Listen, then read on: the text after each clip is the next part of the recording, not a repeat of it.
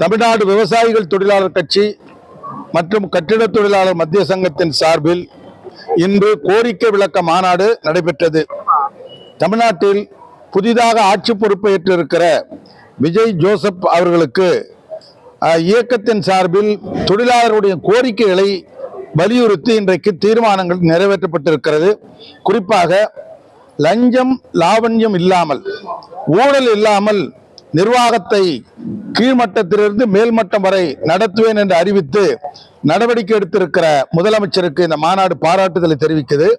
இதுல சமரசம் இல்லாமல் தொடர்ந்து லஞ்சத்தையும் லாவண்யத்தையும் வேரோடி வீழ்த்த வேண்டும் என்கிற கோரிக்கையை இந்த மாநாடு வைக்கிறது. அதே போன்று 700க்கும் மேற்பட்ட டாஸ்மாக் கடைகள் மூடியிருப்பது மிகுந்த பாராட்டுதலுக்குரியது.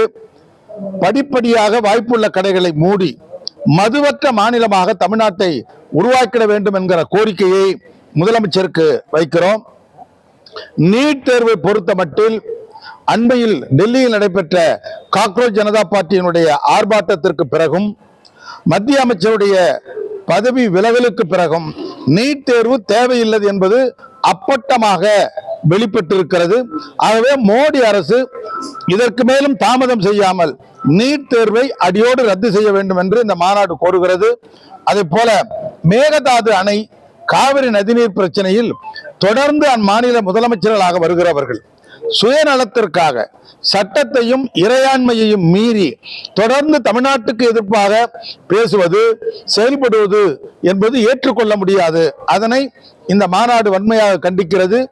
உலக நதிநீர் சட்டம் என்பது கீழே பாசனத்திற்கு உட்பட்ட பகுதிகளுக்குத்தான் எங்கே நதிநீர் உருவாகினாலும் அதிக உரிமை உண்டு என்பது இந்த உலக நதிநீர் சட்டத்தினுடைய ஷரத்தாகும்.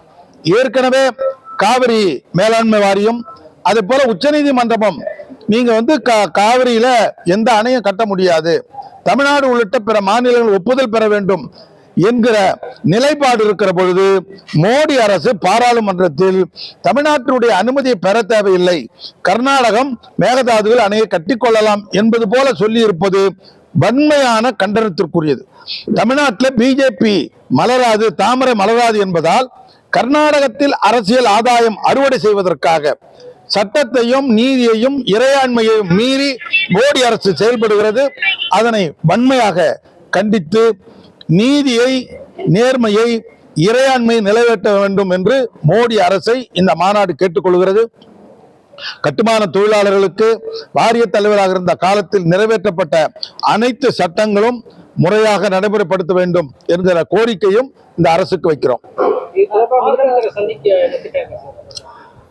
தேவைப்பட்டால் முதலமைச்சரை சந்திப்போம். இன்றைக்கு ஒரு வரலாற்று சிறப்புமிக்க நிகழ்வு நடந்திருக்கிறது. கட்டுமான தொழில் என்பது பாதுகாப்பு இல்லாதது. வேலைக்கு செல்லுகிறவர்கள் வீட்டுக்கு திரும்பி வரக்கூடிய உத்தரவாதம் இல்லை. சாரமேறி பணியாற்றக்கூடிய தொழிலாளி சரிந்து விழுந்தால் இறந்து போகிறான். அப்படிப்பட்ட தொழிலாளர்களுக்கு பணியிடத்தில் பாதுகாப்பை உருவாக்குவது, சுகாதாரமான பணியிட சூழ்நிலை உருவாக்குவது சம்பந்தமாக எம்ப்ளாயர், முதலாளிகள் கட்டுனர் வல்லுநர் சங்கம், பில்டர் அசோசியேஷன் ஆஃப் இந்தியா, அதோட சர்வதேச கட்டுமான மற்றும் மர தொழிலாளர் அமைப்பு, international building and would workers அமைப்பும் இன்றைக்கு ஒரு புரிந்துணர்வு ஒப்பந்தத்தை கையொப்பமிட்டிருக்கிறது.